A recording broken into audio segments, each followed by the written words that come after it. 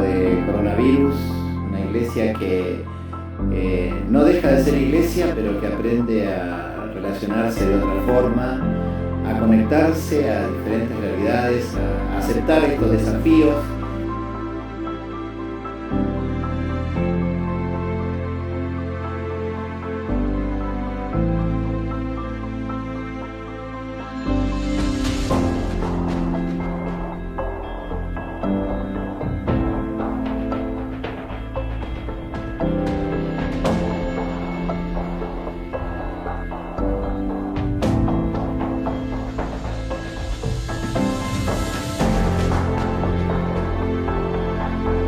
Pero tenemos una gran virtud, tenemos los medios, tenemos las redes que nos conectan, que rompen estas paredes y que nos permiten conectarnos en medio de todo este tiempo diferente.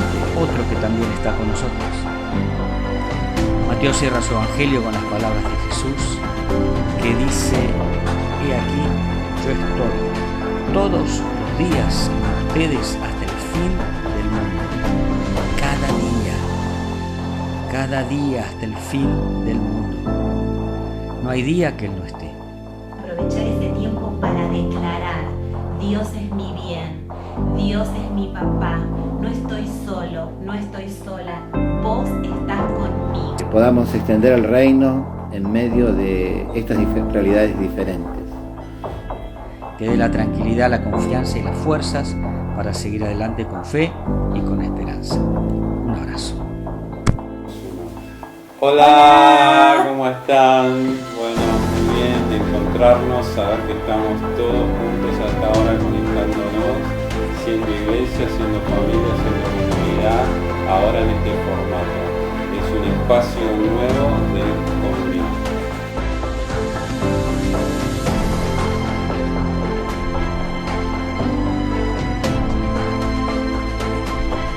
Pero bueno, qué bueno es esta oportunidad para estar juntos, para vivir juntos. Así que anímate, venite más cerca, que vamos a estar juntos en este tiempo. A que no pospongas la misión, a que uses las redes para evangelizar. Llama a amigos, llama a vecinos, mostrá la diferencia. La idea es construir entre todos un ambiente de reconocimiento a Dios por lo que es, quién es Él y por lo que hace. Él nos cuida, Él nos cubre, Él nos ama. Así que te animamos a ser parte de este momento con nosotros.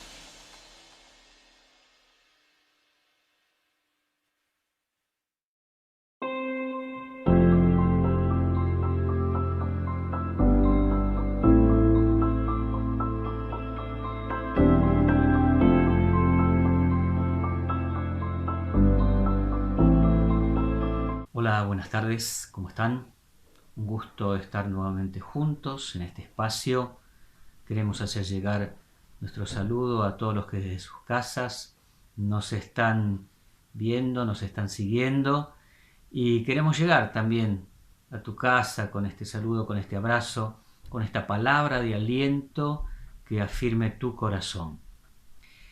Y hoy la palabra que viene a mí surge de la lectura de una de las cartas que el apóstol Pablo le escribe a Timoteo, y ya al comienzo de su segunda carta le hace una declaración que me pareció fascinante. Le dice Pablo a Timoteo: porque yo sé en quién he creído. Y esto me hizo preguntar: ¿yo sé en quién he creído? Y digo, sí, he creído en Jesús. Pero, ¿quién es Jesús? ¿Qué hizo Jesús? ¿Qué hace Jesús? ¿En qué Jesús he creído? Y me puse a recorrer, y esta es la propuesta, la invitación para hoy, que recorramos un poco las Sagradas Escrituras para estar más cerca de Jesús, para conocer un poco más a Jesús, para tener un pensamiento más acabado de aquello en lo cual hemos creído. Bueno, y me pensé en 3 instancias, ¿no?, en las cuales podía mirar a Jesús. Una es en sus días en la tierra, la segunda es donde está ahora, en el cielo junto al Padre, y la tercera es en la eternidad, cuando volvamos a estar juntos. Y en sus días en la tierra, escribe el apóstol Juan que Él es el Verbo encarnado, la palabra de Dios. Dice Juan que el Verbo estaba con Dios desde el principio y que a través de Él todas las cosas fueron hechas. Nada de lo que ha sido hecho fue hecho sin Él. Y dice que ese a quien Él llama el Verbo, que Jesús, se hizo hombre y habitó entre nosotros. Así que ese Jesús en el que hemos creído es Dios, que tomó forma de hombre para recorrer nuestro camino y darse a conocer.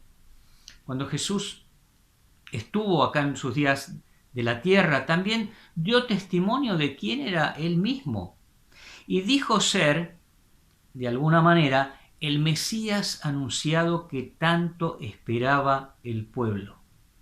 Una vez Juan el Bautista mandó a sus discípulos a preguntarle si era el que esperamos o si había que esperar a otro, y si bien no le contestó directamente con un sí o un no, se lo contestó por las evidencias y le dije: fíjense, vayan y cuéntenle a Juan las cosas que vieron, las cosas que oyeron. Los ciegos ven, los cojos andan, los enfermos son limpiados y a los pobres es anunciado el Evangelio, y estas eran funciones, atribuciones del Mesías. También al encontrarse con una mujer al que le habla del Señor, le pregunta a ella finalmente: sé que ha de venir el Mesías llamado el Cristo, y Jesús le contesta: yo soy el que habla contigo.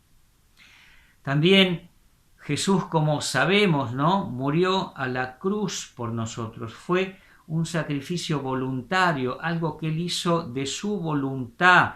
Y Él dice: porque yo pongo mi vida para volverla a tomar, nadie me la quita, sino que yo la pongo y de mí mismo. Y escribe el apóstol Pablo a los romanos que Dios muestra su amor con nosotros en que, siendo nosotros pecadores, Cristo murió por nosotros.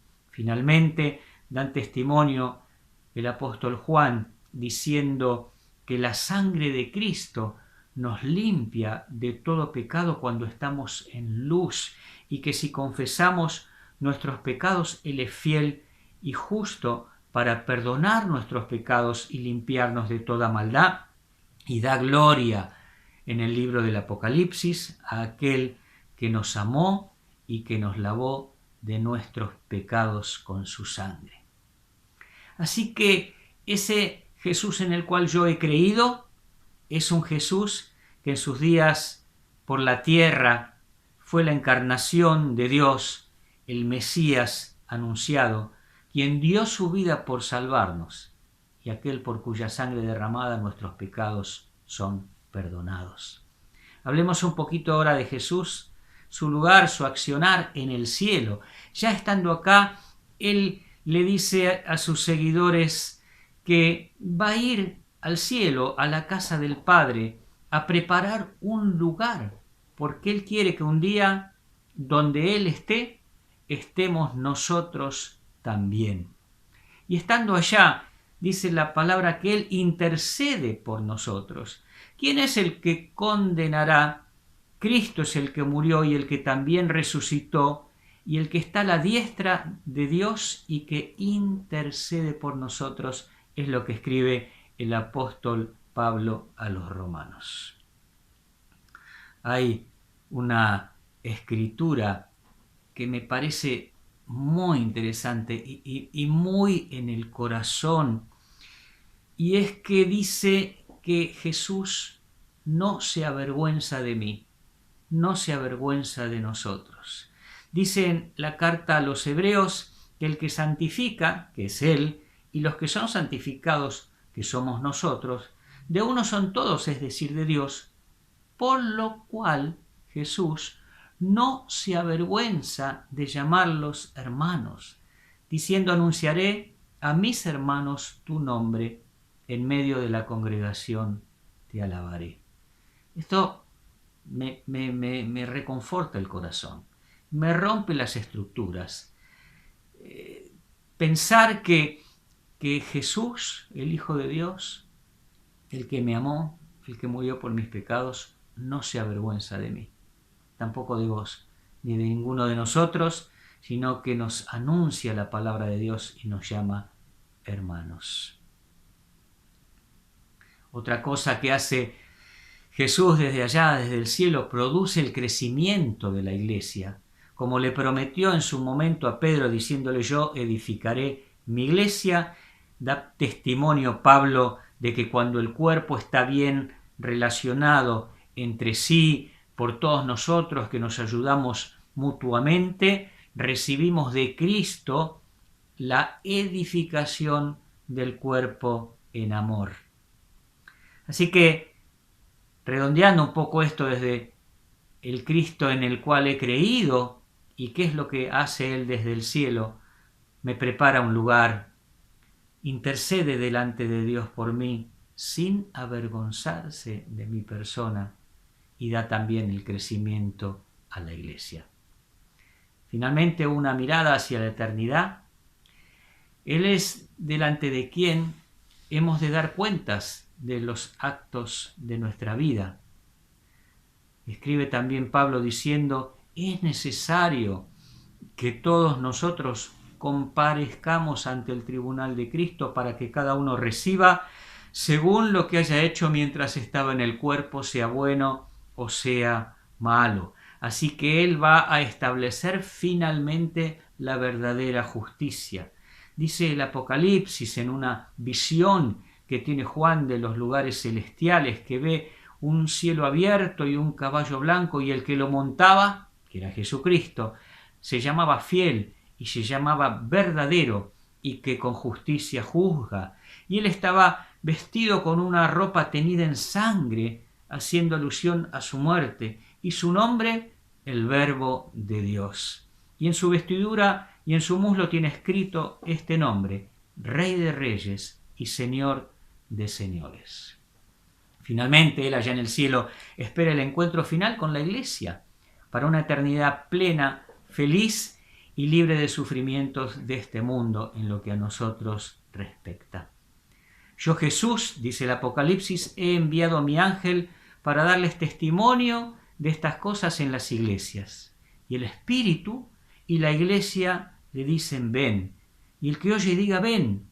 Y el que tiene sed, venga, y el que quiera tome del agua de la vida gratuitamente. Y el Espíritu y la iglesia dicen: ven. Así que este es el aspecto de Jesús en la eternidad, ¿no? Alguien que va a rendir cuenta finalmente, delante de quien nosotros tenemos que rendir cuentas.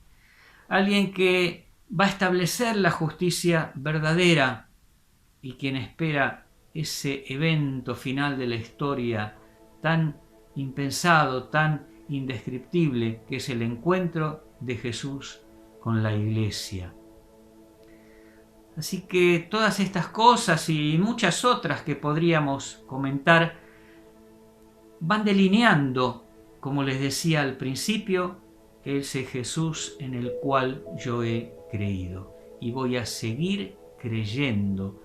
Y voy a decir junto con Pablo y junto con también el escritor de Hebreos estas verdades: yo sé en quién he creído, porque Él es el mismo ayer, hoy y por los siglos. Bueno, espero que estas pequeñas palabras nos hayan podido introducir un poquito más en la persona de Jesús, al menos en lo que se nos muestra en los evangelios y en las escrituras, y podamos tener una visión un poquito más acabada, que vaya en aumento a medida que vamos conociendo en mayor profundidad de quién es este Jesús en que hemos creído. Bueno, Dios te bendiga. Vamos a hacer una pequeña oración para crecer en este conocimiento del Señor. Te doy gracias, Jesús, por mostrarte, por revelarte, por darte a conocer. Y te pido que, así como está relatado en los Evangelios y en el resto de la Escritura, también lo podamos internalizar y esa imagen de Jesús en nuestro interior pueda crecer, iluminada por tu Espíritu Santo. Muchísimas gracias. Gracias por no avergonzarte de nosotros.